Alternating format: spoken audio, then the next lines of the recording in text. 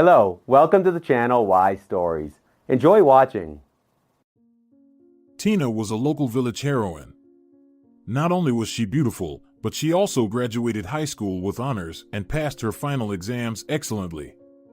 And she entered the International Relations University in the capital on a scholarship. For the villagers living in a distant corner of a remote province, such news was almost like a miracle. Did you hear that Tina got into one of the best universities in the country? God gifted the girl. He kissed her right on the forehead. I guess there were no such clever people in their family. All the people were ordinary: mother, father, grandparents. They worked in the collective farm all their lives, and look at her. Nature has unexpectedly given her a talent. Talk and gossip went on in the village for months, ever since the cherished letter from the university arrived at the beginning of September. The envelope arrived very late. The mail always reached them in the very last turn. First, all letters were brought to the central post office of the district. The mail was sorted there, and only after that was delivered to the villages. The letters also arrived late at the district's central post office because it was the most remote district in the region. There were no telephones in the small village at that time. There was no pharmacy. And in general, there was almost nothing except a small grocery store where they could get matches, laundry soap, some canned goods, and other consumer products. For any need, they went to the neighboring town 12 kilometers away, sometimes even on foot. Children were taken to school by an old car. 3 boys and 1 girl, Tina. That was all the village school children. An elderly English teacher in a secondary school got a cherished dream of any teacher in the person of this quiet little girl, a real diligent student. The one who really wants to master the subject and also has the talent, persistence, and diligence. For 20 years of working in a rural school, Yvonne Poletto had never seen the slightest desire in the children to learn a foreign language. Most of them were in no hurry to properly master even their mother tongue. They just didn't care. But this girl, she was special. She was completely different from the other students whom the teacher had to force to at least learn the minimum required to transfer to the next grade. In the 4th grade, during her first year of learning a foreign language, Tina listened to the teacher's explanations with her mouth open. She was mesmerized. As soon as the bell rang, all the other students immediately left the classroom with lightning speed, but not Tina. Tina remained seated at her desk, as if she hadn't heard the bell ringing, announcing the end of the lesson. Tina, Yvonne said softly, the lesson is over. You can go. But the girl didn't even move from her seat. She raised her big surprised eyes and asked timidly, is it true? What? The teacher didn't understand. Is it true that there are people somewhere who speak differently from us? Tina clarified her bewilderment.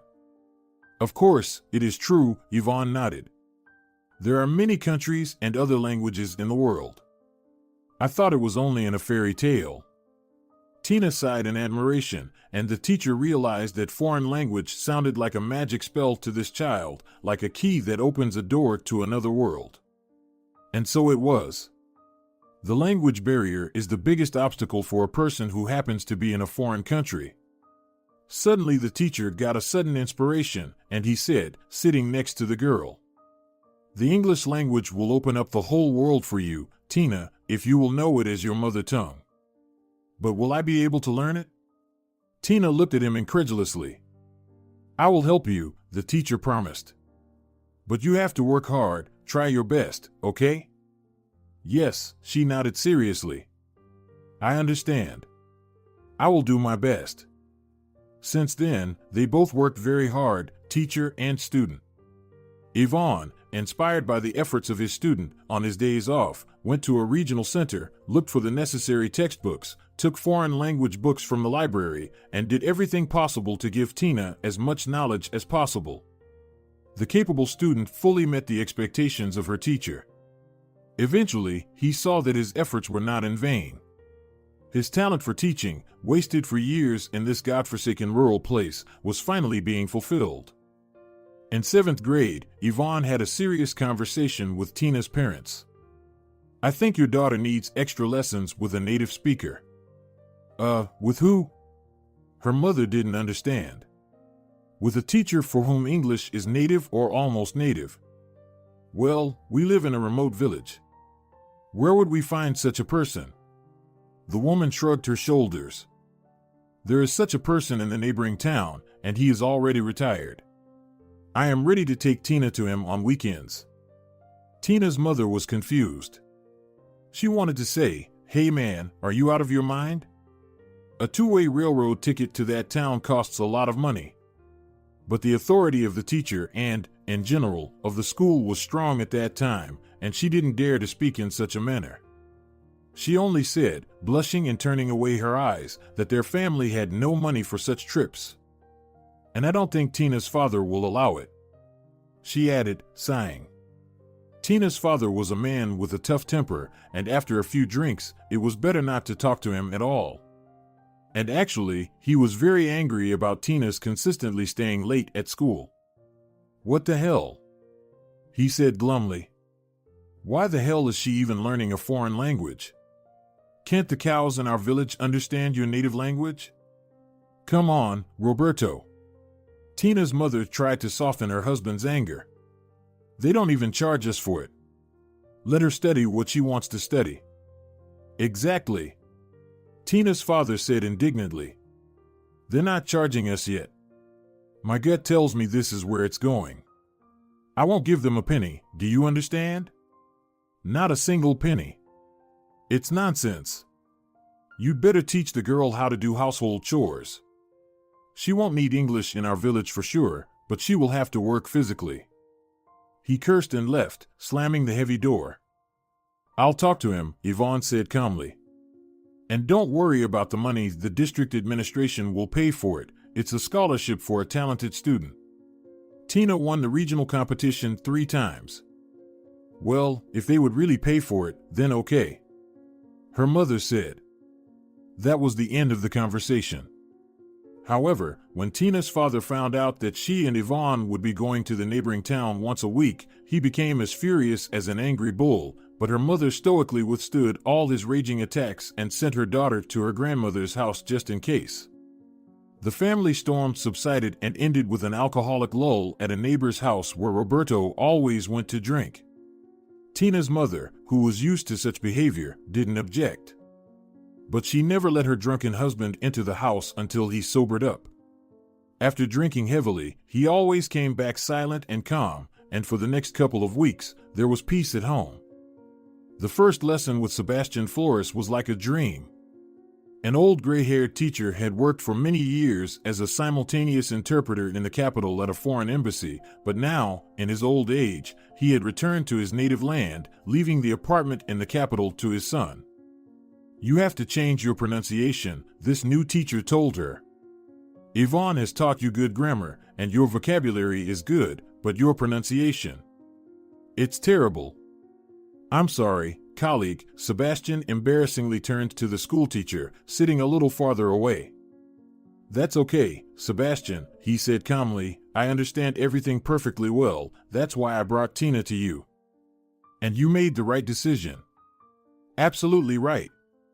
Together we will be able to prepare this young lady for enrollment in one of the best universities in the capital." He smiled and looked at the blushing Tina. "Don't doubt it, Tina, you are very talented and very hardworking. Together, we're gonna succeed.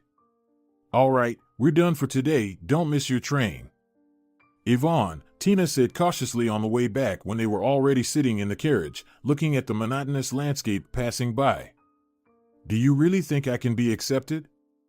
"Yes, of course," the teacher answered her. "There's a chance, very good chance. Now your pronunciation will be handled by a person of such a high level, so you are destined for success." Tina didn't say anything but just sat silently looking out of the window. Such a prospect seemed unreal to her. At home, no one supported the girl, her father was totally against it. And her mother, who secretly wanted her only daughter to have a better life, did not give her any reason for hope. Because her life experience told her that youthful hopes were not destined to come true. However, despite a hard life and unfulfilled dreams, she tried not to make her daughter feel bad about her future. So she simply kept quiet and remained neutral. Returning to the village after her first lesson with a new teacher, Tina found unexpected support in the person of her elderly grandmother. "Let's go to my place for the night, dear," Nora invited her. "Let's warm up in the steam room and then have a cup of tea. I've made cranberry pie." Tina loved to spend the night at her grandmother's house. There was no constant rebuke from her annoyed father in this small, cozy house. There was no arguing, no yelling.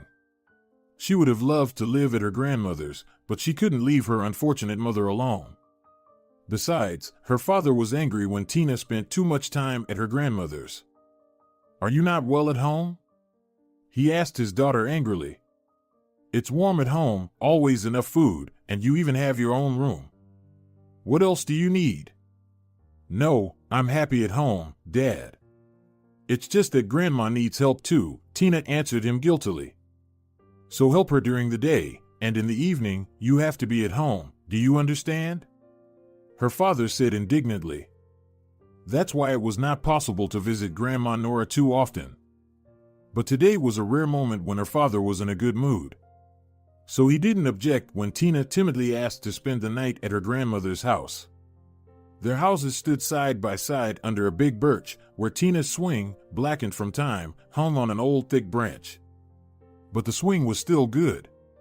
Only once her father had changed the thick ropes, but the board was still the same as when she was a child. In the summer, Tina would often sit on this swing and learn complicated and confusing English tenses. "Tina, darling," her grandmother said to her late in the evening when they were sitting at the table drinking herbal tea after the steam room.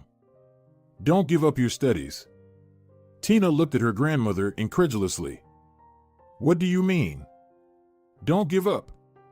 The grandmother continued firmly. "If you succeed, you can go to the big city and have a chance for a decent life. The village is dying. Young people are leaving for the city. Look who's left here. Only the elderly, or the most stupid and lazy, who don't know how to do anything at all. The city will not accept them. But you're a smart girl. So, study. I'll give you money for the trip when it's time to go to the capital. I've got some money in my savings account. I don't need much money for life, so I saved some money for you." She stroked her granddaughter's cheek affectionately. "My darling." Tina even cried seeing her grandmother's tenderness, and hope settled in her soul. If even her grandmother believes in her and is willing to give all her savings, then Tina is ready to conquer the scary and inaccessible university. And so, 3 years after that memorable conversation, it was time to go to the capital. "Don't be afraid of anything," Yvonne, who volunteered to accompany his best student on this long journey, encouraged her.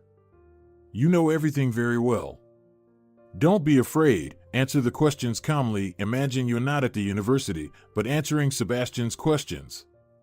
Remember that you have an advantage over others, your excellent grades. It's gonna work. Good luck." After that, Tina only remembered the exam sheets printed on beautiful branded paper. But she absolutely didn't remember the moment when she was answering questions asked by the best professors in the country. She didn't remember their faces except for one. It was a brown-eyed man with a mustache in the center of the table. He nodded approvingly after Tina's answers and asked without smiling or showing any emotion, "Where did you study? What kind of program?" Tina said what she could. The examiner raised one eyebrow slightly and clarified, "Your teacher's last name is Flores?"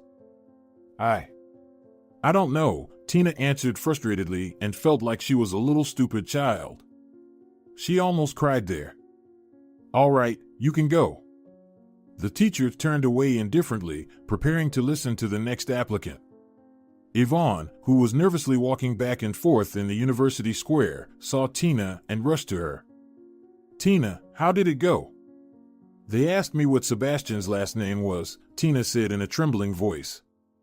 And she finally burst into tears on her kind teacher's shoulder, letting out her emotions. "It's okay, don't cry." Yvonne comforted her. "I'm sure this question won't make any difference. Let's just wait for the results." The exam results were posted the next day, and Tina had a high score. The passing score will be calculated after the second round of exams. It was announced to everyone at the final meeting. We will put the lists of accepted students at the end of August, or send it by mail if you live in another city. In the evening, Tina and Yvonne went home to wait in hope.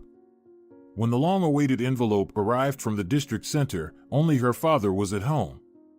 Tina and her mother went for mushrooms across the river to a distant forest. "Look, here's a letter for you." Roberto cheerfully handed the envelope to his daughter as soon as the door closed behind them. Probably a rejection from the university. He laughed at his cruel joke. But Tina got angry, blushed, grabbed the envelope, and ran out of the house, ignoring her father's angry shouts. She was lucky there was a bus at the bus stop, and she didn't have to walk for kilometers to the highway, where she could catch a bus to school. The school building was quiet. It was the end of summer and the students weren't there yet. Today there was no one here except the cleaning lady and a few teachers. "Did you see Yvonne today?" Tina asked the janitor. "I don't think so," she said absent-mindedly, looking at the newspaper. The girl rushed to the second floor and pulled the door, but it was closed. Tina clenched her teeth in frustration and ran out of the school as quickly as she could. When she reached Yvonne's house, located on the highest hill on the outskirts of the village, her heart was about to jump out of her chest. "Here," was all she could say as she put the crumpled envelope on the table. "The mailman delivered it this morning." The teacher looked at the envelope and immediately opened it. There was Tina's last name and initials. "We are sending you a list of applicants who have successfully passed the entrance exams and have been enrolled in the first year of the National University of International Relations." Yvonne ran his eyes over the list and went lower down the list. The names were not in alphabetical order, but according to their scores. "Look." He solemnly handed the sheet to Tina. At the bottom. With a sinking heart, the girl found her last name almost at the end of the long list. "Did I really get accepted?" she asked incredulously, raising her eyes to the teacher. The lines blurred in front of her eyes, and she felt dizzy. "Yes," Yvonne shouted, and grabbing Tina by the shoulders, began to dance wildly. "You are accepted. You are. I told you could do this." Tina laughed and cried, and couldn't even utter a word. But suddenly, she stopped in fright. "Yvonne, it says that classes start on September 4th. I'm not gonna make it to the city in time." "You will," the teacher said firmly. "Go home and pack quickly, and I'll go to the train station to get tickets. Don't take anything extra, just the essentials. And one more thing," he gave her an envelope. "It's not much, but it should be enough for a while." "What is it?" The girl looked at the envelope in bewilderment and immediately realized that it was money and tried to refuse. "I can't take it, Yvonne, I can't take it." "Take it. It'll come in handy." The teacher looked at her with tenderness. "You're like a daughter to me." The next day her family and friends saw Tina off. Her elderly grandmother, who couldn't go to the train station herself, also gave her an envelope. And Tina felt like a rich queen. But she didn't know yet how expensive life in the capital could be. On the first day, she was informed that there were no vacant rooms in the student dormitory and that she had to sign up for a waiting list. She came to the classroom with her suitcase and sat down at a folding table, not knowing where she would go after classes. But fate was favorable to her. After the classes, that professor with a mustache, who asked her about Sebastian's last name, stopped her. He had introduced himself to the students at the beginning of class, but Tina, immersed in her own unhappy thoughts, had not remembered his name. "Iglesias," he said firmly, "follow me." Through the long corridors, they walked to another part of the university building. There were women working at computers, but at the sight of the professor, they all stood up and said hello. "Nestor, good afternoon." "Good morning," he nodded to them all at once. "Why didn't you provide this girl with a room? Why is she sitting in the auditorium with a suitcase?" The women fell silent, looking warily at their interlocutor. Finally, one of them said cautiously, "Martha said." "Martha said what?" The man shouted. Didn't I warn you that students from the province who got a scholarship should get a room in the dormitory first? How many available rooms do you have in the dormitory? 11. And how many students from the village got a scholarship this year? 2, the same woman said timidly. 2. The professor shouted. And you refuse to provide her with a room in the dormitory? It's a shame. If I ever hear of such a situation again, you'll be fired, all of you. Is that clear? Yes, Nestor, the women said, almost crying. I hope it doesn't happen again. And he left the office, but not slamming the door like Tina's father, he left quietly. It's a nightmare, said one of the women. He is so angry today. Tina grinned to herself. If they had known her father, they would know what a truly angry man was like. The dormitory was noisy, crowded, and fun. There were different colorful personalities everywhere. Some were dressed wildly, and some were dressed in such a way that they looked almost naked. Shy Tina blushed and turned her eyes away every minute. She was embarrassed to look at young guys wearing only gym shorts. She made her way through the mixed crowd, found her room, and knocked on the door, timidly opening it. May I come in?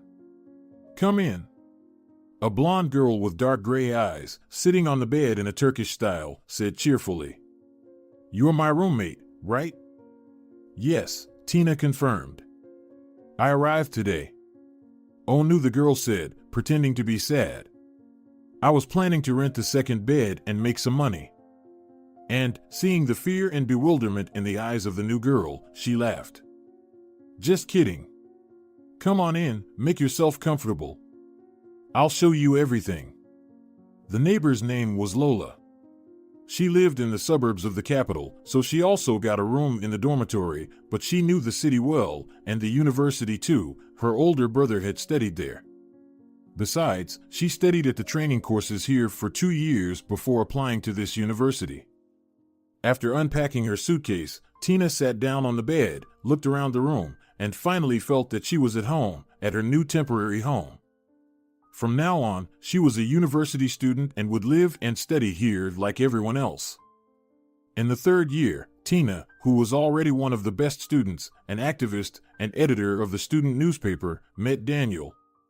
He was a handsome last-year student, his parents were politicians, he lived with his strict grandmother and was going to Norway for an internship in the coming fall. Actually, they had known each other for a long time, but now they began to communicate much more. Everyone knew both Daniel and Tina at the university, but they hardly ever talked to each other.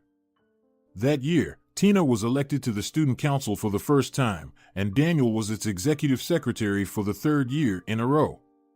At first, the experienced council members only looked at the newcomers cautiously, trying to figure out if this was a worthy candidate.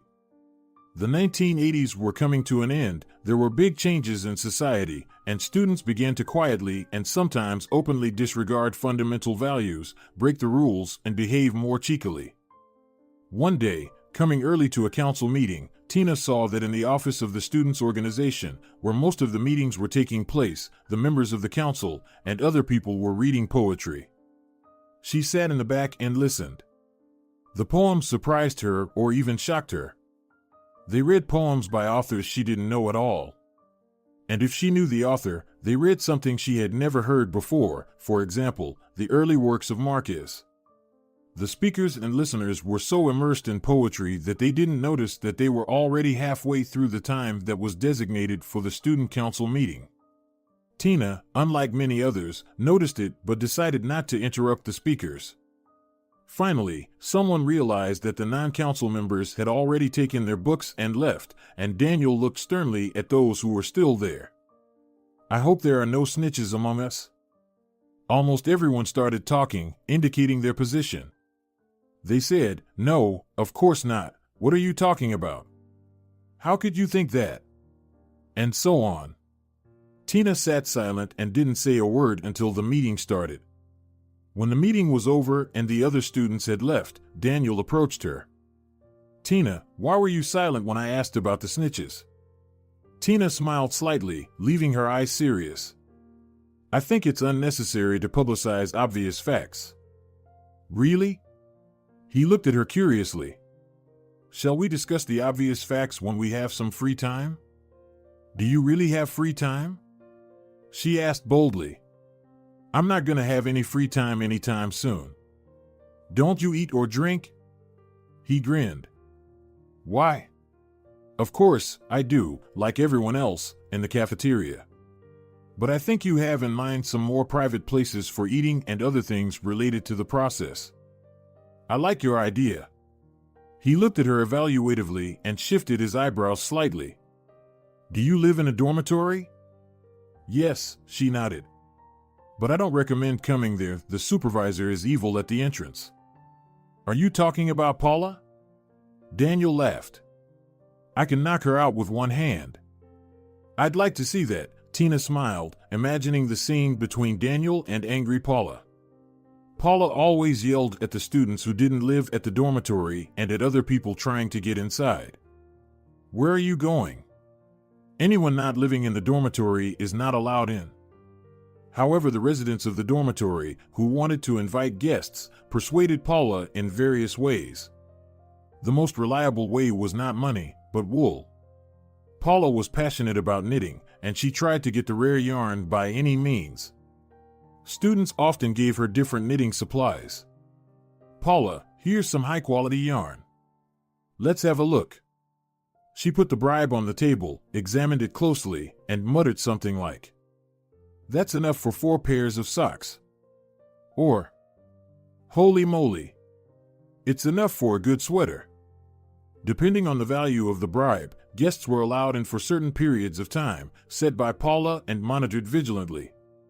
Locking the front door so that no one would dare to enter or leave without her permission, she raced around the dormitory, shouting, Room number 15, your guests should leave in 15 minutes. Room number 8, time's up, leave.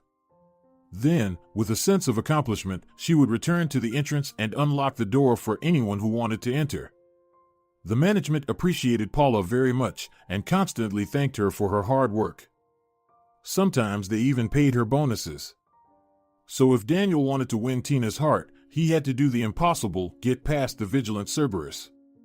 And Tina didn't think much of it. She was pleased with his attention, but she was raised by strict parents and had no intention of flirting with him. Listen, Tina, do you mind if Juana and Georgia come over tonight? With boys, I suppose? Tina grinned. I guess Eladio's coming, too? Well, yes, Lola answered with fake indifference. Do you mind? I don't mind, but what about Paula? Tina asked, doubtful about the possibility of the neighbor's plan. Paula won't be a problem, Lola answered. The boys gave her a bag of good mohair for knitting on Saturday. Now the door is open until the end of the month. Then I'll go to the kitchen, Tina nodded her head. Have fun. Have you ever thought of getting a boyfriend? Lola asked almost sympathetically. You'll die alone. Don't worry about me, Tina said. I'll die, not you. Tina got used to the noisy parties of her neighbors long ago, but she never participated in them herself, therefore she earned the reputation of a boring prude. But she never stopped others from enjoying student life. When her friends were having fun in her room, she would grab her textbooks and go either to the empty kitchen or to the library, if it was still open. But today she didn't have a chance to study even for an hour. An excited Lola came in, shouting from the doorstep. Tina! Tina, let's go quickly. There's so much going on. What happened? The girl looked at her friend grudgingly. Can't you handle it without me? No way, Lola shook her head. Let's go. Sighing and putting her notebook aside regretfully, Tina obediently got up and followed Lola. There was a crowd in the room, but they were all looking out the window for some reason. Even though it was a cold winter, they had opened the window wide and were watching something. And there. Tina was covered with sweat from horror as soon as she saw the scene. Daniel stood outside on the iron slope of the windowsill, clutching a long scarlet rose in his teeth. He flatly refused to come into the room before you came. The girl shrieked, and the boys grinned and gestured approvingly. Daniel, please come down here, Tina asked. The guy let go of the window frame and pretended to fall. Tina jerked and rushed forward, then he quickly jumped down the slope into the room and dropped to one knee, handing her a rose. "Oh, incomparable and unapproachable lady." He began his speech in English. "Allow a night to decorate your home with this marvelous flower." Tina was angry for such a silly prank, but at the same time laughed with relief. No one was hurt, it was all over. Besides, his speech, that phrase about the unapproachable lady, reminded her of her lessons with Sebastian long ago. He had called her a young lady then, too. No one else had ever said that. "Bravo, sir!" The boys shouted, whistling and banging their fists on the nightstands. "What a performance! Well done! Hey, Paula's coming!" One of the students came into the room and warned them. "What the hell is going on in here?" Paula yelled angrily, raising her eyebrows as soon as she appeared on the threshold of the room. "Why did you open the window? Did you smoke in the room? Now all of you get out of here. Go back to your buildings. I don't care where you came from, but go home." "Paula," Tina said calmly, coming closer, "it's my fault, I'm sorry." "Your fault?" Paula looked at the girl, who had always been considered quiet and modest. "But what happened?" "It just happened by accident," Tina confessed, blinking innocently. "I was cleaning the window yesterday. I couldn't wait until spring, it was so dirty. It's unpleasant when the sun is shining, and I see dirty spots on the window. I cleaned the window from the outside too, even though it was cold," she said, shivering defiantly. "And I guess I didn't close the latch properly. You see, they don't fit properly into the hole. They've been painted so many times. And today the wind was so strong, so it opened the window. And a crow flew into the room."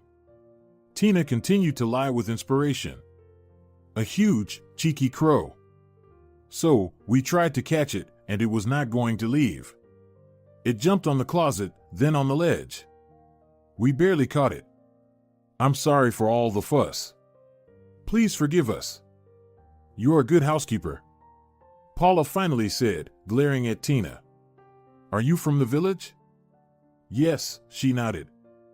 "It's obvious," Paula smiled approvingly. "And you have respect for the elders, not like other students." She nodded toward Tina's friends, who were sitting quietly on Lola's bed like guilty nestlings. "Okay, I'll forgive you this time. But I don't want any more noise, is that clear?" "Yes, it's clear," the students assured her. And Paula, stepping forward with her strong feet, moved to the end of the corridor and then down the stairs to her desk. "Come out, Crow," Lola giggled, turning to Daniel, who had been hiding under Tina's bed.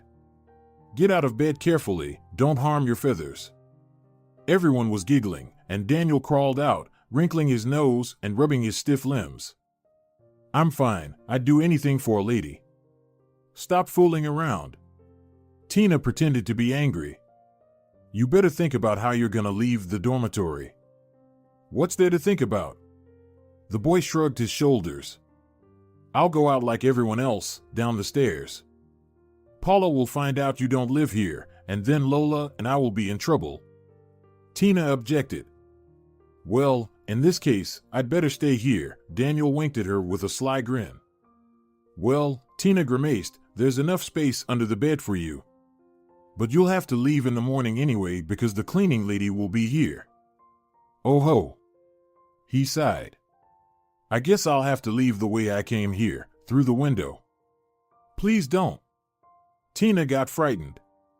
"It's better to use the stairs." "Tina, come on, he has a key to the back door." The boys laughed. "Did you really think he'd climb in through the window? Seriously?" Tina got furious, feeling offended to the core. "What's the point of all this show then? Did you want to mock the village dummy? Well, you succeeded, congratulations." She left the room and headed back to the kitchen. "Tina." He caught up with her at the kitchen door. "Wait. Go through the back door," he said sternly without turning around. "Go, that's enough for today." "Tina." He suddenly put his arm around her shoulders and pulled her closer to him. Are you always so prickly? After all, it's just an innocent joke. She wanted to say something harsh, but he was so close, and he was looking her right in the eye. Her breath caught, and she forgot everything she wanted to say. She was trembling when Daniel turned her around gently so that their faces were very close to each other. Thanks for not ratting me out to Paula, he whispered. Even though I'm not afraid of her. Congratulations. Tina shrieked, but he was already kissing her. And it was a real adult kiss. It was both scary and amazing. From that day on, they began dating. Of course, she didn't allow him anything but kisses. But the reputation of the shy prude was hopelessly ruined from that moment on. The last bastion has fallen under the brave knight's attack, fellow students joked, but Tina didn't care. She was in love. Every week, Tina wrote 2 letters. One to her mother and grandmother, and one to Yvonne. She told them in detail about her studies, about everything that was happening at the university, and about her life in the capital. She loved to walk around this ancient and mysterious city, to stroll slowly, if she had free time. Quiet, narrow streets and ancient buildings seemed amazing to her. There was nothing like that in her native land. When Tina walked around the city, she felt like she was walking through the pages of a history book. Tina always walked alone. She didn't need a noisy and restless company. If she was not walking alone, this fragile charm disappeared. Old buildings and palaces ceased to seem mysterious. And the rustling trees, the piers of a bygone era, were silent and no longer told their amazing stories. But with Daniel it was different. He was like a walking compendium of stories, and he seemed to know almost everything about the city. Here, this is the Revenue House, he said, showing her the imposing building. It was designed by Gypius. How do you know it all? Tina wondered. My grandmother worked as a tour guide all her life, Daniel explained, at the museum. So I grew up going on all sorts of excursions, he smirked. My parents came rarely. They were in Portugal, then in Morocco, then in Austria, then in Germany, then somewhere else. They have already traveled the whole world, and the same is awaiting you and me. But I won't leave my children with grandmothers. Children need parents. Daniel said firmly. Children? Tina asked a little mockingly. Well, yes, Daniel nodded affirmatively. You and I will have 2 children, a boy and a girl. Wow, you've already thought of that. What if it's 2 girls? Tina laughed. Well, it's possible, Daniel said, but I'm okay with that, too. At that moment he spoke jokingly, but towards the end of the year, he proposed to Tina to move in together and live together. No, she shook her head negatively. I can't live with you before the wedding. Do you really need a wedding? He looked at her questioningly. Do you really want a big wedding with hundreds of guests? I mean, we could just register our marriage without celebration, just you and me. Register?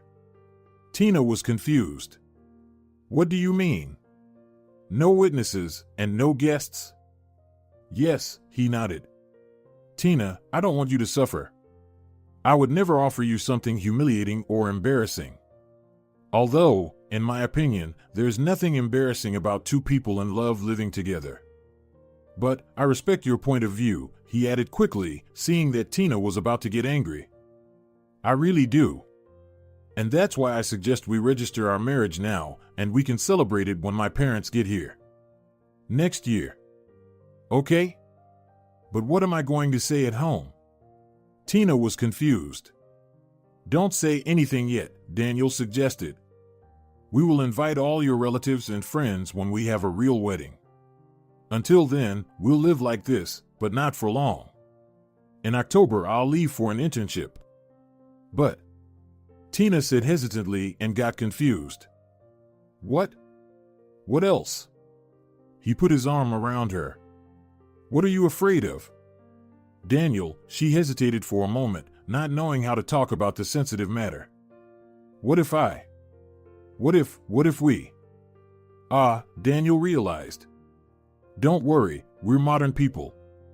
We'll register the marriage, you'll go to the doctor, and they'll prescribe you some pills. Medicine is very advanced nowadays, he grinned. Let's postpone having children for a while. I just don't want to leave you like this. I'm there and you're here. I will not feel comfortable, you know? I understand, Tina said, smiling. Are you afraid that without you I'll find someone else? Exactly, he pressed her tighter against him. I'm very afraid. Maybe you'll get an academic leave and we'll go together, eh? Well, no. Tina refused. There are only 2 years left. We'll get through it somehow. She loved Daniel, but still, she wasn't going to give up her dream to get a top university degree and travel the world. The big world, the real world, with all its diversity. If she agrees to everything Daniel suggests now, she'll say goodbye to her diploma and to her dream. Endless relocations, life at the embassy, it is interesting and tempting. But you never know where they'll send you after the internship. What if they send us to Somalia? Is she going to finish her studies there? And then she will have her first baby, and that will be the end. Her dream will never come true. They registered their marriage at the very beginning of June, and at the end of September, he left for Norway. Tina cried for a while, but she stopped herself in time. She had no time to be sad, she had to study. And she immersed herself in her studies, as before. Seminars, lectures, term papers, and student newspaper, which they published in foreign languages, there were enough things to do. The only thing that had changed was that she no longer lived in the student dormitory. Before Daniel left, he introduced her to his grandmother, a tall, skinny, stern-faced old woman. His grandmother was the only person he told about the marriage. No one else was informed, neither friends nor parents.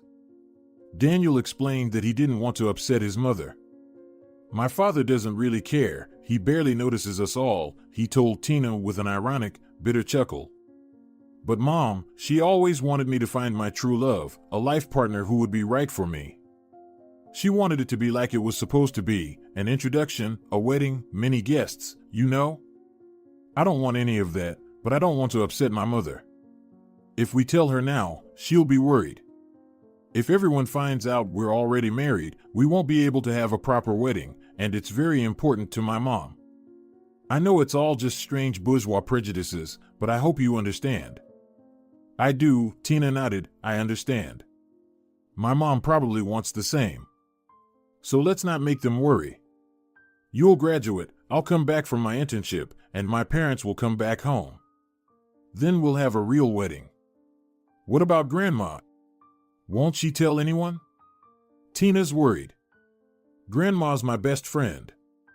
Daniel answered proudly. She's like a soldier, if she has to keep quiet, she'll keep quiet, no matter what happens.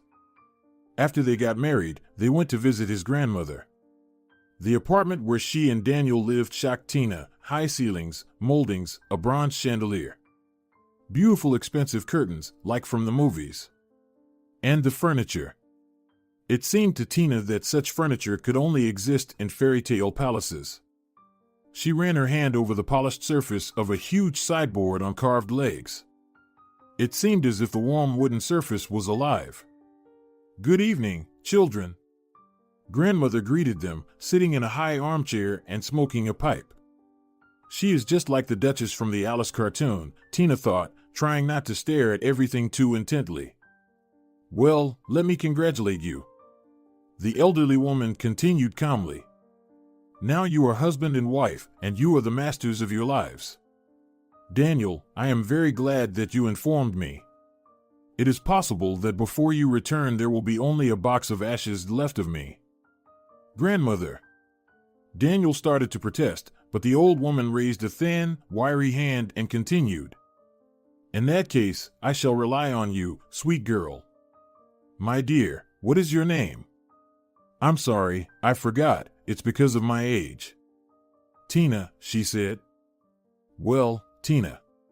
If my soul leaves my body before the arrival of other relatives, you will have to take care of the funeral chores as my grandson's wife. Grandma, let's get to the happier part, okay? Daniel asked. We've already discussed your funeral 1,000 times, isn't that enough? It's too early for you to think about such things, but when the time comes, you may not talk about your funeral at all. But it's my funeral, and it has to be done properly, the old woman said calmly. Well, all right, your wife and I will have time to talk about this fascinating matter. But now, let's discuss more down-to-earth and fun things. Rosalia. She took a copper bell from the table and rang it. Footsteps sounded at the other end of the large apartment, doors slammed, and in a few minutes, Rosalia showed up, a middle-aged woman dressed in a simple blue dress and a white apron. And it seemed to Tina again that she was in the 19th century. They would go outside soon, and there would be a carriage waiting for them instead of a car, and people around them would be dressed in vintage outfits. The atmosphere of this apartment looked exactly like that. Rosalia, the elderly woman, repeated, "Darling, make some coffee, please." The maid didn't keep them waiting long, and 5 minutes later there was a coffee tray on the table with amazing, antique cups, saucers, spoons, a sugar bowl, as well as all kinds of cookies and small sandwiches canapes. Tina was afraid to even touch this beauty, but she had to drink her coffee and smile at the stern old woman. "Tell me, dear," she said to Daniel, "where are you going to live with your charming wife?" "Grandma, I hope you'll let us stay at my father's apartment," he said. "There's not much space, but we're not planning to have kids yet," he smiled. Of course, the old woman agreed, lifting her cup gracefully with 2 fingers. "It's too early for you. I guess, kiddo." This time she turned to Tina, "You're a couple of years away from graduation." "Yes," Tina nodded, 2 years. "But I don't expect to live in your apartment." She was embarrassed by her own words and lowered her head. "Daniel will leave soon. What will I do there alone? I'd rather live in a dormitory, like before." "So do you think that by becoming part of our family you won't have any responsibilities?" the old woman asked sternly, and Tina turned pale as she realized she had said the wrong thing. "Grandma!" Daniel cried out. "You frightened her." "Don't worry, Tina, she's joking," he patted his young wife on the shoulder. "She just doesn't want to be left all alone." "But who would want to be alone at my age?" Grandma raised one eyebrow arrogantly. "So, my dear, you will live in the same building, but don't worry, not with me. We have a small apartment in the same building, where my son used to live. We keep it tidy, but no one has lived there for years. You're part of our family now, this is a fact, therefore you should live in decent conditions. We'll entertain each other when Daniel leaves. Do you know how to play solitaire, honey?" "No," Tina shook her head. "Nice." For some reason the old woman was happy. "Then I'll teach you." "Well, and now?" She stood up heavily from her chair, twisted her shoulder, and firmly walked toward the sideboard at the far end of the room. She opened the drawer and took out a small velvet box, came back as briskly as before, sat back down, and solemnly handed it to Tina. "Take it, dear, it's yours now." Tina gently pressed the lever and the lid opened. Inside shone and shimmered with a beauty that took Tina's breath away. The antique twisted frame of a massive ring encircled the crystal-clear stone, and its surface shimmered with 1,000 little rainbows in the light of the lampshade above the table. "Oh!" Tina exhaled in admiration, gently stroking the stone. "Is that a real diamond?" Then she came to her senses and looked up. "Thank you." "You're welcome." The elderly woman smiled with a corner of her mouth. "Of course, it's a diamond. One of our 2 family stones. You'll wear it until your eldest grandson gets married. Remember, then you'll pass it on to his wife. What if we don't have a grandson, just a granddaughter? Or I will die before that moment?" Tina asked cautiously. "Then it will go to your son's wife or back to the family safe," Grandma answered with a sigh. "We'll discuss the details later. But now try it on." Tina carefully put the ring on. It was too big for her ring finger, but it fit her middle finger well. "Good. Keep it on this finger for now," the old lady said. "You'll change it in time." They talked for half an hour, said goodbye to the grandmother, took the keys, and went to check out the apartment. Wait, Daniel stopped Tina when she was about to enter. That's not the way we should do it. He easily picked her up and lifted her in his arms, crossed the threshold, gently lowered her into the hallway, and kissed her. Like this. Daniel, she stroked his cheek. How lucky I am to have you. No, I'm more lucky, because I have you, he answered her affectionately and helped her take off her coat. Are we going to sleep here tonight? Tina was embarrassed when she realized what was about to happen tonight. I don't have anything with me, not even pajamas. I didn't think about it. That's all right. Daniel replied solemnly as he led her to the bedroom door. Well, take a look. Tina looked in and gasped with delight. The big double bed with the bent iron headboard was covered with white rose petals. Roses were everywhere in vases, even on the floor. And candles between them. The beautiful curtains were shut and there was a carton box tied with a golden ribbon on the nightstand. Open it. Daniel smiled. There was a set of the most elegant home clothes Tina had ever seen. A soft cream nightgown with thin straps, a top and shorts of the same color, and an incredible silk robe. What a beauty! She stroked the delicate fabric. Thank you, Daniel. You'll find everything you need in the bathroom, her husband told her and got on the bed. I'm waiting. They didn't get much sleep that night. And the next day Tina was late for classes for the first time ever, but she didn't regret it at all. The only thing left to do was to notify the university that she had changed her last name. Please, don't tell anyone at the university yet, Tina asked the university staff. She had been friends with them for a long time and trusted them. And what will we get for such a favor? The girls grimaced funny. If you keep quiet, I won't punish you. Daniel, who had come with Tina, joked. And to make it easier for you to keep quiet, here's a present. He handed one of them a large box. It's for everyone. Tina and Daniel walked out and were followed by enthusiastic cheers. The girls opened the box and apparently they liked the contents. How did you calculate and prepare everything in advance? My foresightful husband. Tina pressed affectionately against his shoulder. You should get used to this. He looked around and gave her a quick kiss. Well, see you tonight? See you tonight, she smiled and stood outside the classroom for another half a minute, watching him walk away down the corridor.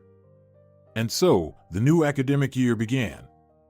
Daniel had left, and Tina was left in this beautiful and still somewhat unfamiliar apartment, which was too spacious for her.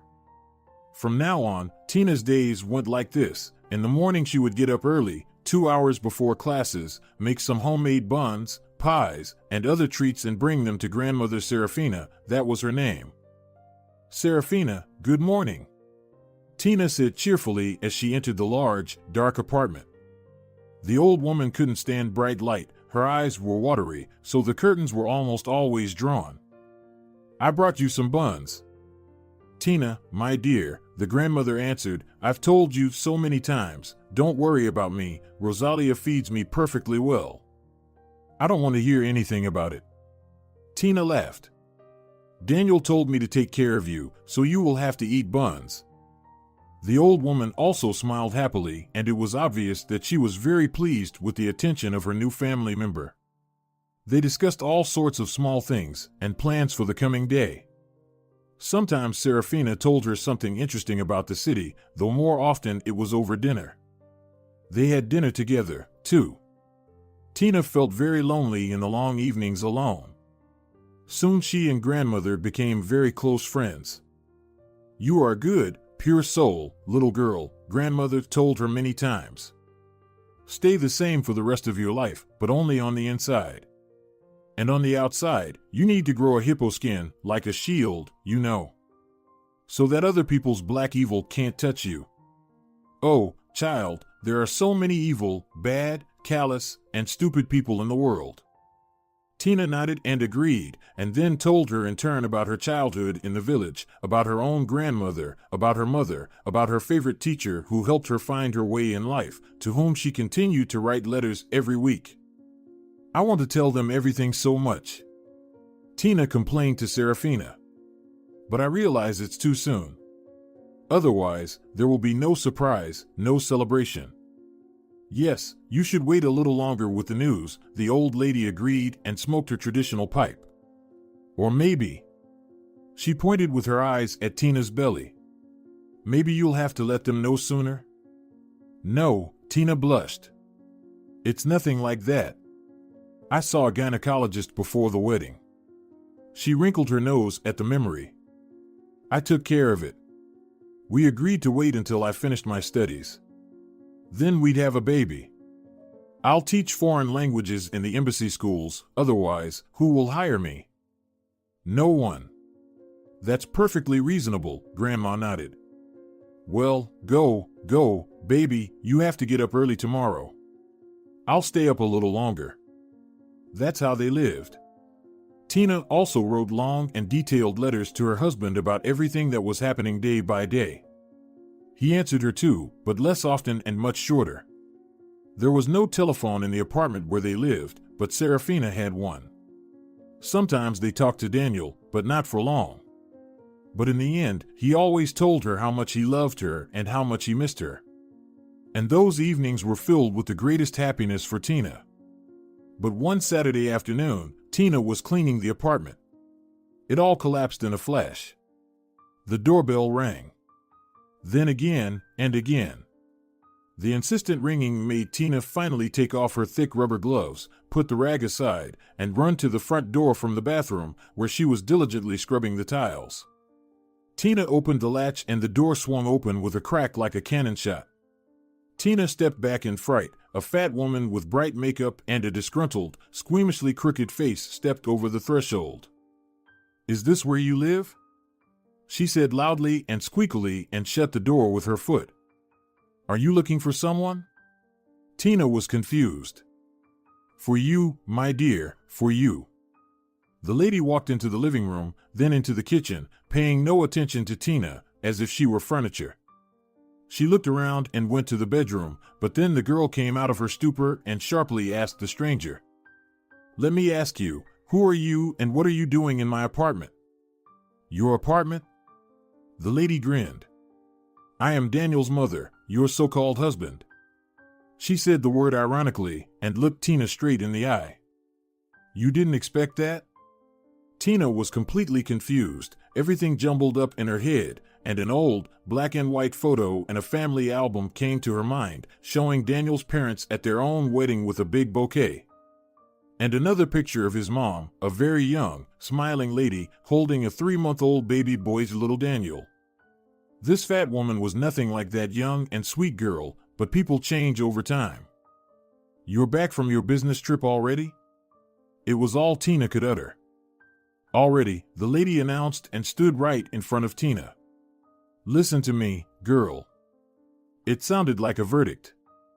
"My Daniel is not for you, rustic redneck. He had plenty of girls like you. I don't know what you've done to enchant him, you must be good at spreading your legs."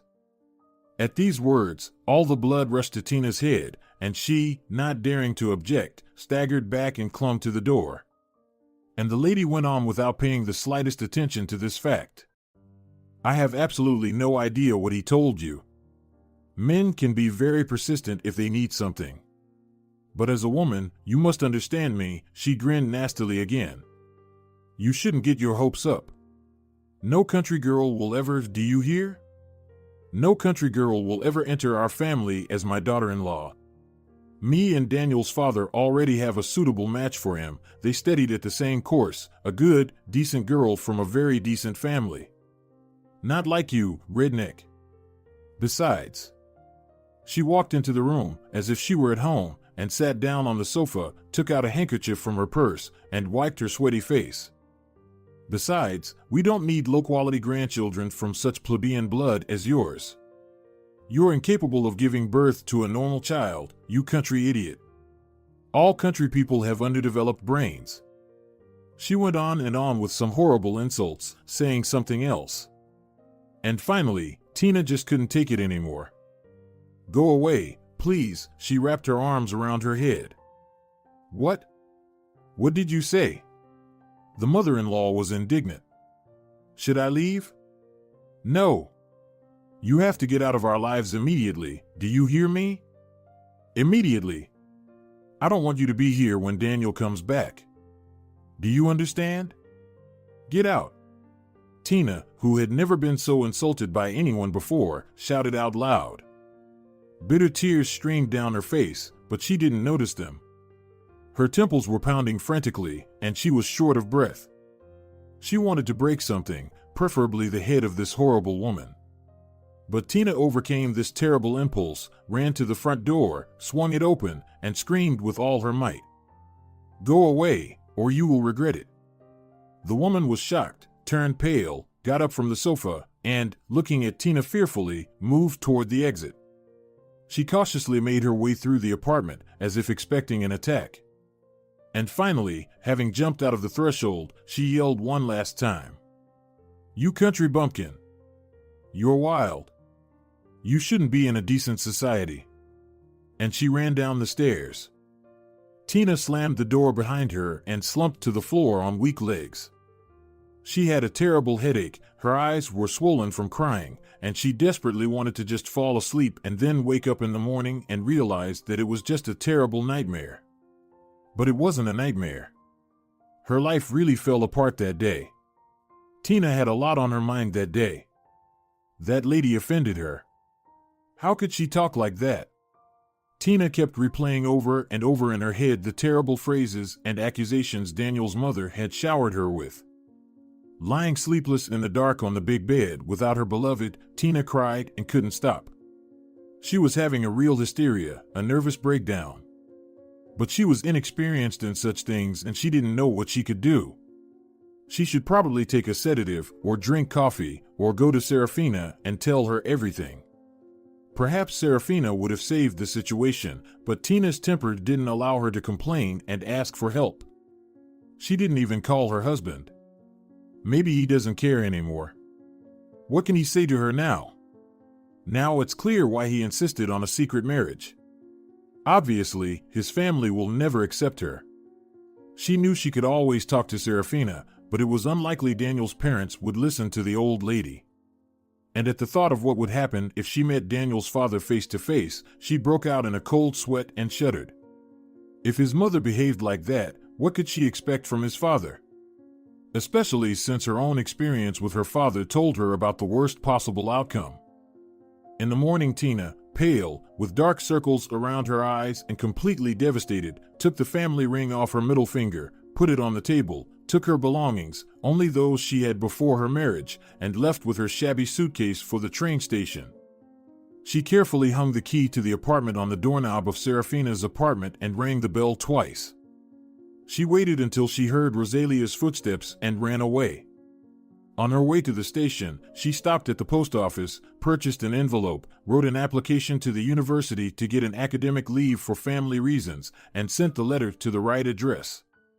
At lunchtime, she was already on the train carriage, having absolutely no idea what she would do next.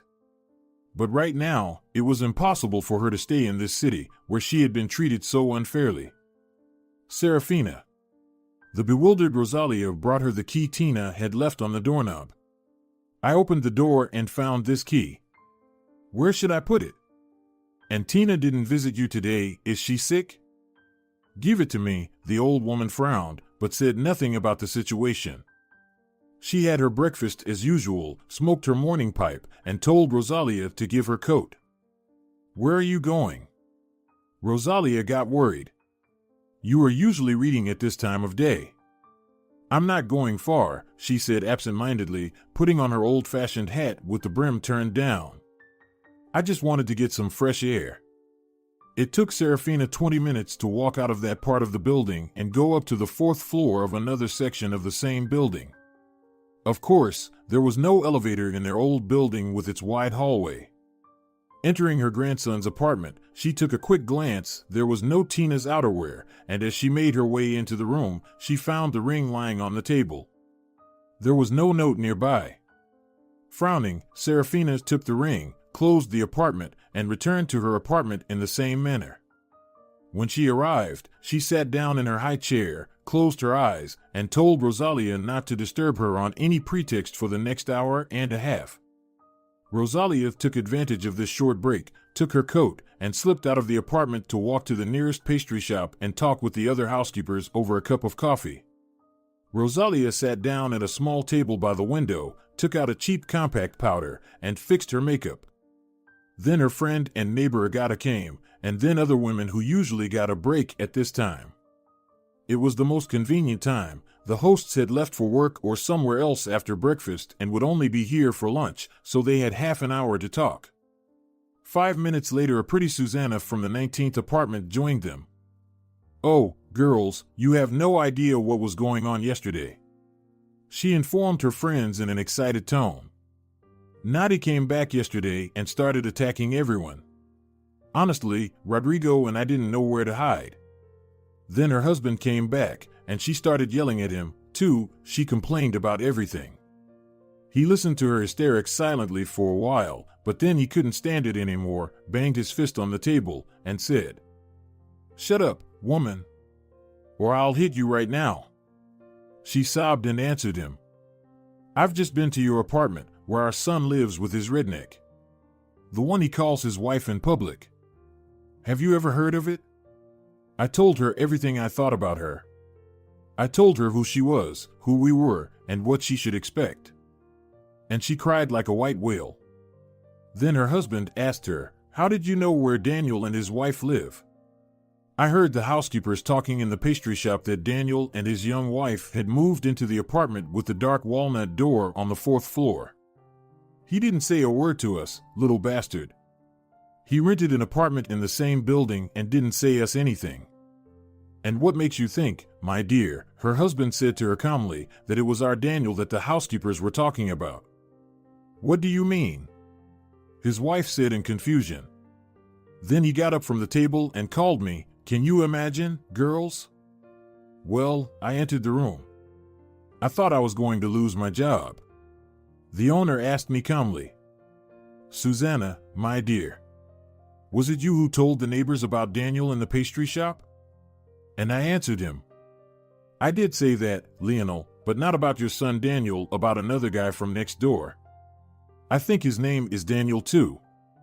I heard from Rosalia that he got married a couple of months ago and now lives with his wife on the 4th floor. And his wife is a sweet, affectionate woman. Did you hear that?"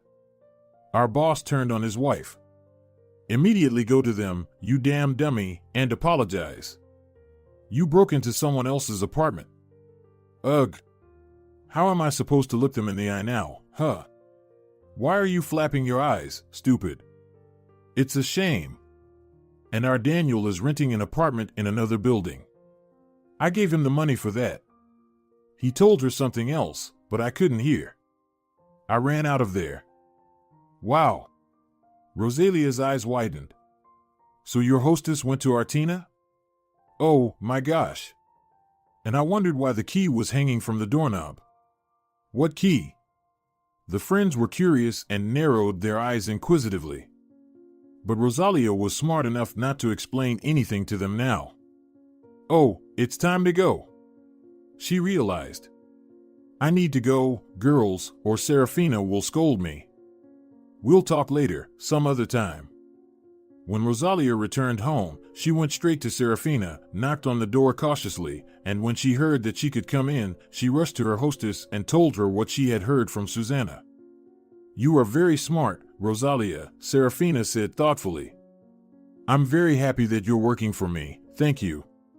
If the Alonsos come, well, the parents of Daniel Alonso, tell them that I am not at home. Understand? Whenever they come, I'm not at home." "I got it." "I understand," Rosalia shook her head. "But Serafina, what about our dear Tina?" Rosalia looked sympathetically and her eyes became wet. "Tina will return," the old woman said with conviction. "Come on, Rosalia, it's okay, don't cry. Everything will be fine." Serafina relaxed in her soft chair again and closed her eyes tiredly.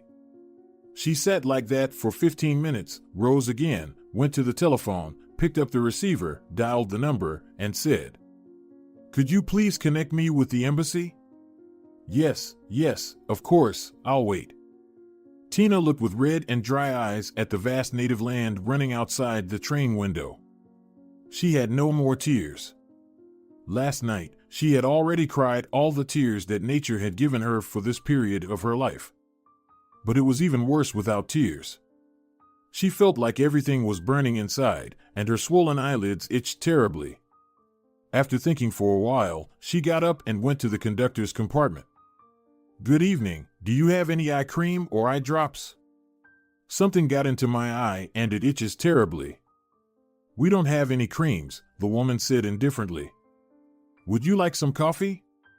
"Yes, please," Tina said faintly and was about to turn and leave, but then the conductor looked up at her and apparently felt sorry for her when she saw the condition of her eyes. "I can give you some Vaseline, I have one unopened. It costs 1.50. "It's better than nothing," Tina shrugged her shoulders.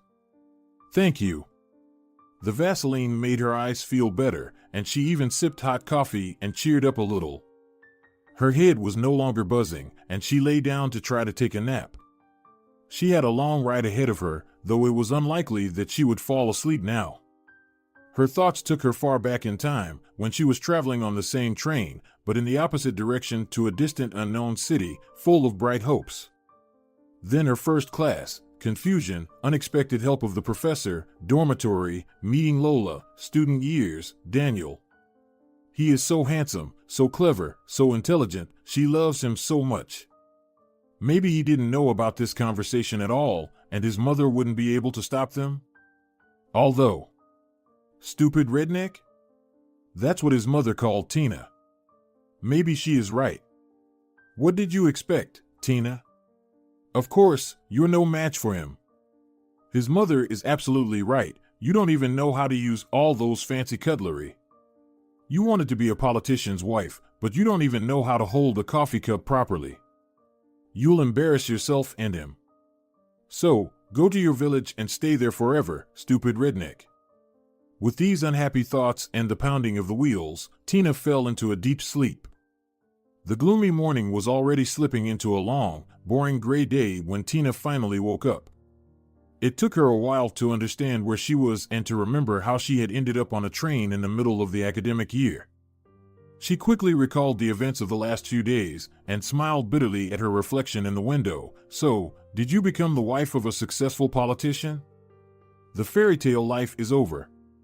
Go to the village, Tina, see your family, and tell them some lies about life in the capital and why you came to your native land in the middle of the academic year. And then come back and study, as before. Except they won't give you a dormitory room anymore. Well, it's okay. You can rent a cheap room, that's how a lot of students live. You'll work part-time as a tutor and survive the remaining 2 years somehow. It's silly to give up everything because of a broken heart. That's what Tina said to herself, and she finally calmed down. She felt sorry for Serafina. How would she live there all alone? But what could she do? Fairy tales transferred to real life rarely have a happy ending. Having come to such a disappointing but reasonable conclusion, Tina felt wild hunger. Since she didn't have any food, she went to the train cafeteria. She looked at the menu for a long time and finally ordered the cheapest breakfast she could find, scrambled eggs and cafe. She waited for the order, ate with gusto, and felt alive again. She went back to her compartment and looked out the window again. Then she got bored and took out a textbook from her suitcase. Why waste time? She had already missed a couple of lectures she needed to catch up. By evening, immersed in her book, she suddenly realized she hadn't thought about what to say to her family, why she suddenly came to the village in October. Winter break was far away. What could she say? She hadn't thought about it when she'd gotten on the train in frustration. And now, as luck would have it, nothing smart came to mind. Eventually, Tina decided not to come home at all. Why would she do that? Of course, she wanted to see her mother and grandmother, to talk to them, to ask for advice. especially from her grandmother. Her own dear grandmother, whom she hadn't seen for almost 4 years. It was strange, but Serafina reminded Tina of her own grandmother, despite all her primness and aristocratism. Maybe all grandmothers are the same? She didn't know the answer to that question. Unfortunately, she would only see her dear teacher. She could tell him everything. He would not cry, would not scold her, and would not touch the fresh wound. She would stay there for a couple of days and then take a return ticket. Having made this decision, Tina finally calmed down and fell asleep again. The train arrived early, at 6 in the morning. But she had to take a bus to the district center and then another bus to her village. A long journey. She had lived in the capital for almost 4 years and had already forgotten how far away her village was. In the afternoon, she reached the village where her school was located. There were familiar outlines of buildings, a bus stop, and a school porch. It was a weekday, so Yvonne was in the classroom, as always.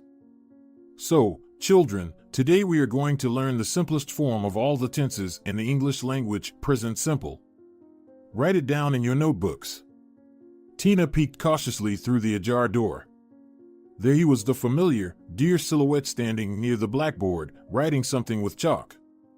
She would not distract him during the lesson. A serious audience of 7 people should listen to the lesson according to all the rules. Only 7 students. What's going on? Soon there would be no one left in the village. Accompanied by such unhappy thoughts, Tina sat down on a chair in the corridor and waited for the school bell to ring. Knock, knock. She peeked into the classroom when the students left. May I come in? Tina. Yvonne looked surprised. Why are you here? Aren't you happy to see me? Tina replied with a mocking smile and immediately came up and hugged the teacher. Everything is fine at the university, don't worry. I'm here for just a few days. Did something happen at home? The teacher got worried. No, as far as I know, nothing. Tina pulled away, looked him in the eyes. Can I stay at your place for a few days? I have nowhere else to go. I promise to explain everything later. Sure. Yvonne was pleased but shocked. Sure, make yourself comfortable. Here's your key. Do you remember where I live? He joked. I have classes until 2 p.m., so I'll see you later, okay? Of course, I remember, Tina assured him, took the key, thanked him, and left the school. She wandered slowly through the village, looking at the changes that had happened while she was away. However, she didn't see any special changes. Well, there was a new roof on one of the houses. And the tree above the telegraph pole because really huge. She reached Yvonne's house, opened the latch on the gate, and, passing the old neglected garden, opened the door to the house. Nothing had changed here at all, and Tina felt as if she were back in her school days. Meanwhile, Yvonne had finished his last lesson and was sitting at the table, checking a few notebooks. Excuse me, can I talk to you? A handsome boy looked into the office. Come in, please. Yvonne stood up towards the stranger and thought to himself, what an unusual day, a lot of surprises.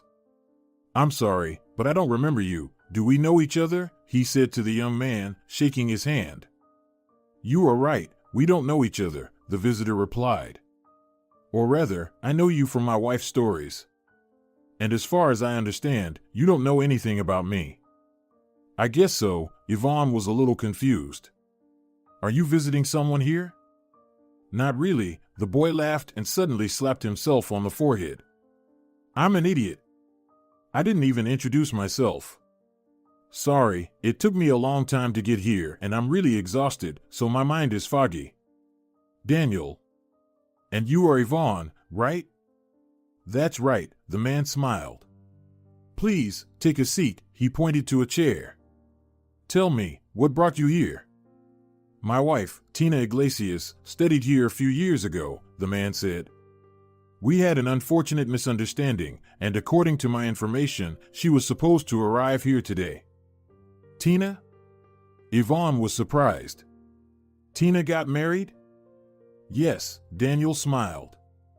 I know she hasn't written to you or even told her relatives. But we'll fix it today, he promised. Really? Yvonne rubbed his temple thoughtfully and wondered whether he should tell this man that Tina was at his house.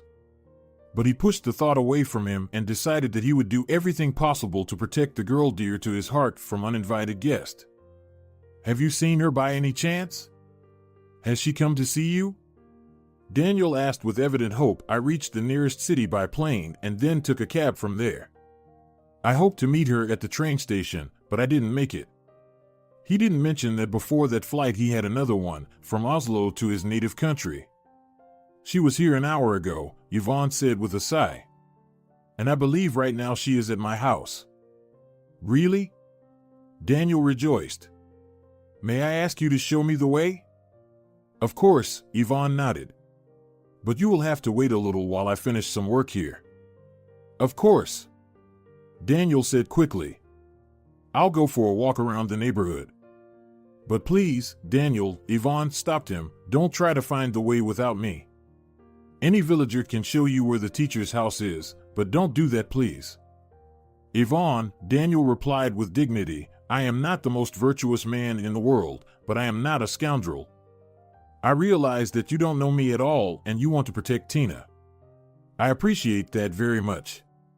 And I will not try to sneak into your house, I promise. He tilted his head as a sign that he had finished speaking and wouldn't interfere any further. Then he left the classroom. Yvonne smiled at his own thoughts, nodded approvingly, and went back to the textbooks. He had developed this quality in himself long ago. Nothing should interfere with his work. Whatever was going on, finish your work first. An hour later, he and Daniel were on the same road as Tina had been just before, talking about everything along the way. Yvonne became more and more convinced that Tina's husband was a good man, and was glad that he had not yet lost his ability to understand people's nature. Visitors were so rare in the village that there was simply no one to use and improve his social skills on. Daniel, Yvonne said as they approached the house, please wait outside for a few minutes while I inform Tina of your arrival. It would be unfair to shock her like this. Can you imagine her feelings when she suddenly sees me in your company? Yes, Daniel agreed. I wanted to offer the same. And if she doesn't want to see you, I won't persuade her. I hope you understand that, Yvonne said politely. Yes, sure, I understand, Daniel agreed. But please, I beg you, tell her that whatever happened was just an unfortunate misunderstanding, nothing more. And that if she doesn't want to see me, I'll stay here in front of your house until she comes out. I'll tell her. Yvonne promised and grinned involuntarily as he imagined the scene. The whole village would come to see it. Nothing had happened here for years, and if a stranger would sit outside the teacher's house day and night, it would be better than a circus for the local people. The whole neighborhood will be informed. Life in the village was so boring that by now all the villagers were already discussing the handsome stranger, trying to find out who he had come to see. Yvonne knocked on his own door and entered, took off his boots, and left them near the door. Tina was sitting on the couch with her legs tucked up and reading something. When she saw the teacher, she brightened up and jumped up to meet him. I'm so glad you're here already. I wanted to cook something for lunch, but I was too shy to open your fridge without your permission. Let me know if you need anything. I'll go to the store right away. Wait, Tina, Yvonne stopped her boiling enthusiasm. Please, take a seat. Tina sat at the table, smiling, and the teacher sat down next to her. He looked at her tenderly and stroked her cheek as if she were a child. How are you, my dear? He asked affectionately. Well, pretty good, Yvonne. It's just that I'm going through such a rough time right now. She sighed, not knowing how to begin, and then suddenly made up her mind. I suddenly decided to come, and I didn't say anything to anyone. I didn't write you a letter. I'm sorry. The thing is, I got married, Yvonne, she said, looking away. She was ashamed to confess that she had not told him about such an important event in her life. My husband is a very good man, but I realize that we have no future together, and I will never reach his level. He grew up in a different environment and his family has different demands. Tears came to her eyes. You know what I mean? Tina, he stroked her hand. Darling, listen to me, please. Don't cry, just don't cry, and don't worry. I'm sure your husband doesn't think so. How do you know? Tina asked bitterly. He told me himself, the teacher answered calmly. What? The girl didn't understand. Who told you? What do you mean? Your husband Daniel told me, the teacher smiled a little slyly. He's waiting outside right now. Yvonne nodded slightly in the direction of the front door. Also, he told me that if you don't want to see him, he'll sit outside my house for as long as it takes. No. No, that's impossible. Tina shook her head in confusion, pushing away the information that didn't fit reality. Yvonne, you've obviously misunderstood something. Daniel is in Norway now. He's on an internship there. Well, then go and see for yourself, the teacher suggested and shrugged. Maybe I really did misunderstand something. Tina jumped up and raced around the house, not knowing what to do. She looked out the windows, but they were on the other side of the house. She only saw an overgrown, unkept garden. The long bare cherry tree branches were banging on the window. Tina felt a heaviness and pain in her heart. She looked at her teacher in desperation, hoping to get some advice. He answered her with a calm, wise look. He covered his eyes for a second and nodded, which meant yes, of course, go and talk to him. He is waiting for you. He traveled hundreds of miles to see you. The wise teacher nodded his head toward the exit. Tina cried out, like a shot bird, and rushed to the exit without shoes, wearing only socks, even though it was freezing outside. Tina! Daniel saw her and rushed towards her. She rushed toward him too, as fast as she could, not feeling the cold, not thinking about the fact that she wasn't even dressed properly. Tina! He put his arms around her, hugged her tightly, and showered her face with hot kisses. My love. My little silly girl. Why did you run away? My God, you are barefoot. He picked her up in his arms and carried her into the house. Yvonne sat at the table with a hand under his chin, looking through the dusty window into the overgrown garden at the cherry branches and the clear sky between them. And his eyes were full of tears of joy. Until late at night, the newlyweds, who had found each other again, and the elderly lonely village teacher talked and sipped hot strong coffee with cognac, which Yvonne solemnly pulled out of his meager strategic reserves, saying, We should definitely celebrate such a meeting. You know, Daniel, I don't really drink alcohol. But today. I understand, Daniel smiled. I'm a bit emotionally drained too. Tina, you should drink some, too. You've suffered the most, my poor little girl. Interrupting each other, they told Yvonne everything that had happened in the last year, and especially in the last few days. Tina was not aware of the events that had taken place during the 2 days when Tina had been on the train, dying of shame and grief. Therefore Daniel talked more about it. Just try to imagine it. I am in Oslo, at the embassy, working quietly, and of course I miss my young wife. He smiled and hugged Tina by the shoulders. And then I got a phone call. Naturally, I immediately thought about the worst and, first of all, I assumed that something happened to Grandma because she's already 83 years old. I rushed to the phone for ordinary civilian conversations, picked up the phone with a sinking heart, and heard Grandmother's voice. I felt better in the first few seconds, but then she told me something that almost made me faint. But the chair came in handy.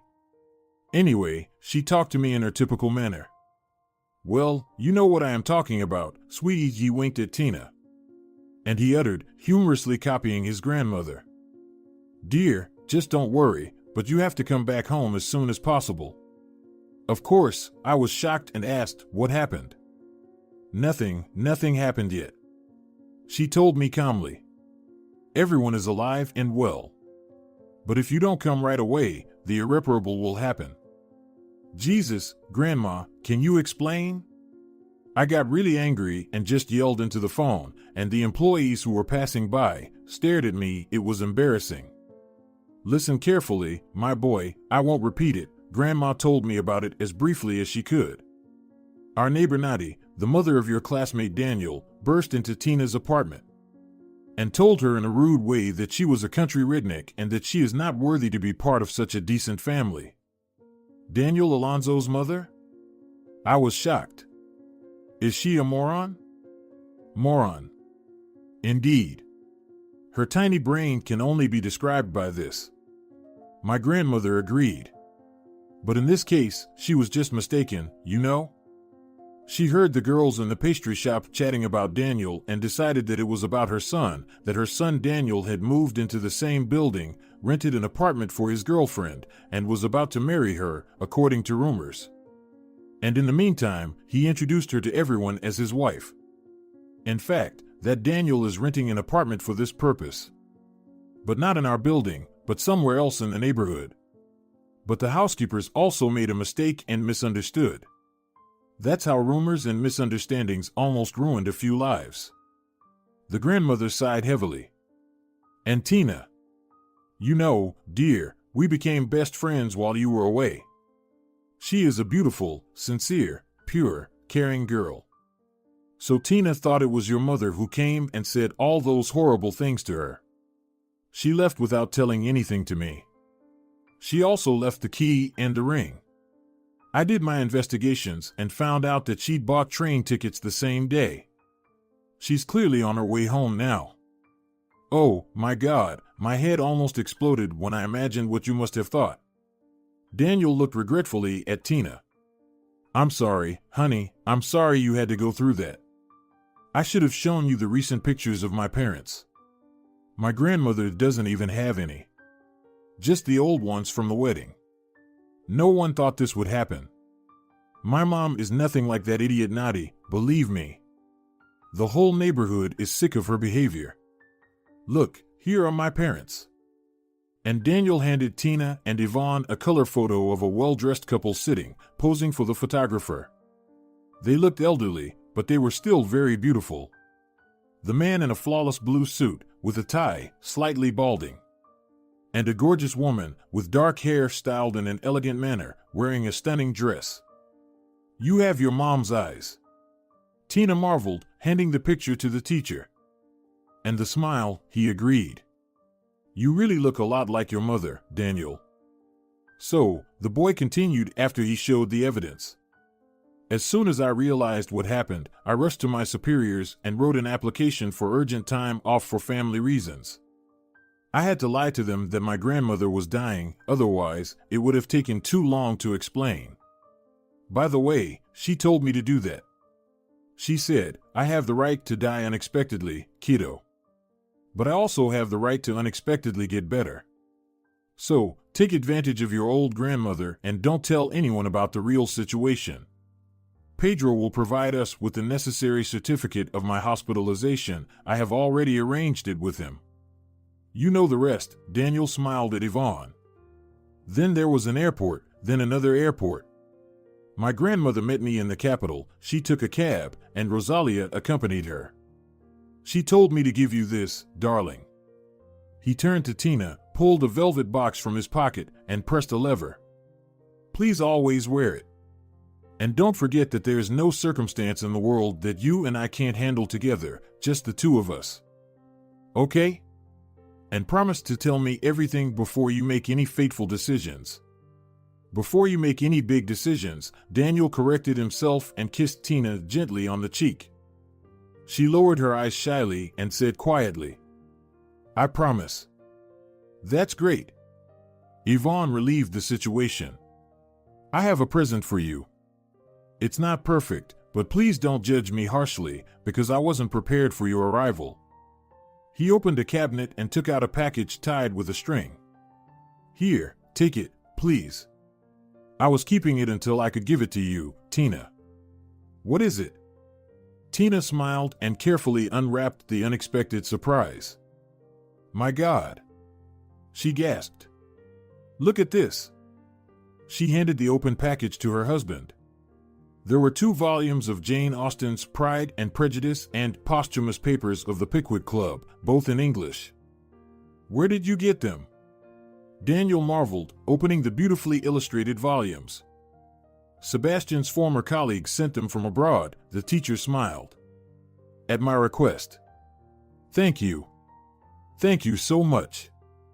Tina, pouring tears of gratitude and joy that all the horror she had experienced had been over, threw her arms around her favorite teacher.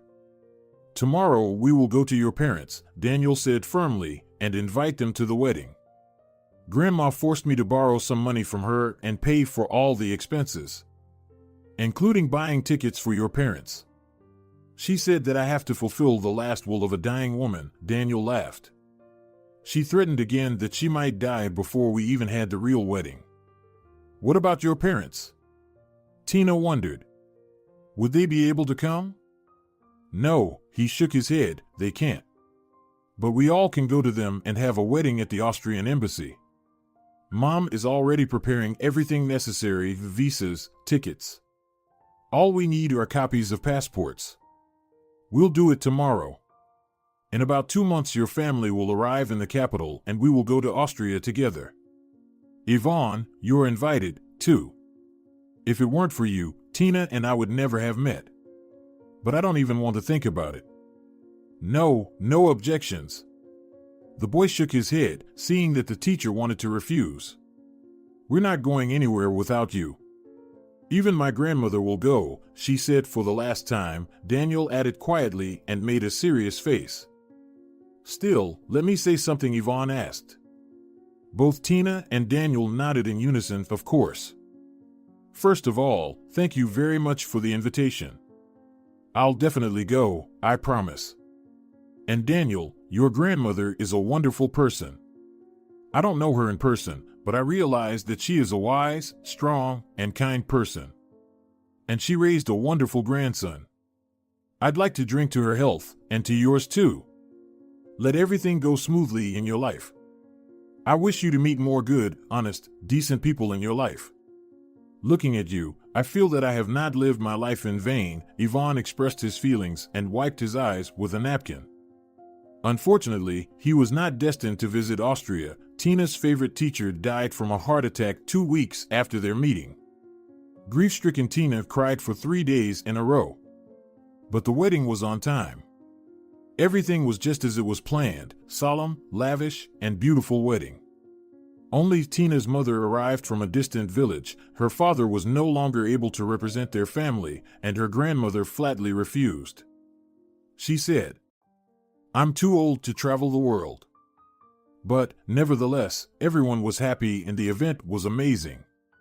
The happy couple named their firstborn child Yvonne, in honor of the man who played a decisive role in their destiny, having once inspired a little shy village girl that everything in this life depends only on us.